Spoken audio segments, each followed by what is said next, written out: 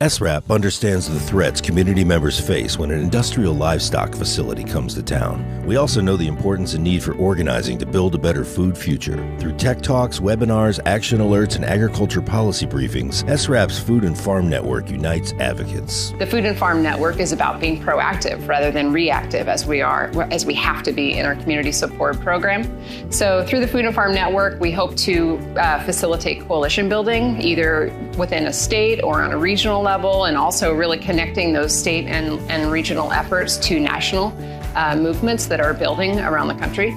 An extension of our core mission to offer outreach, base building, education, and leadership development opportunities. This free national network builds on SRAP's strengths and the team's decades-long experience to advise and mobilize advocates beyond the CAFO issue.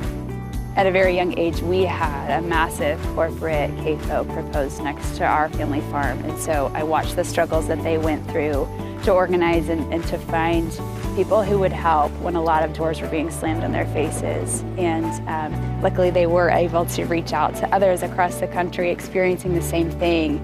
And so now I feel very privileged to be able to be that support and lend that aid when no one else seems to be listening to these communities. At the heart of the Food and Farm Network really is that policy piece.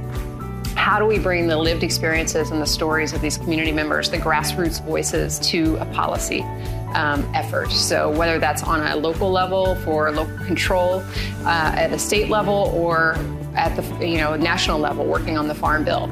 We look at every opportunity and try to engage our community members in every way that we can to get their voices, to make their voices heard. We know the power of their stories and the power of their lived experiences, and we've seen that affect change on every level of government.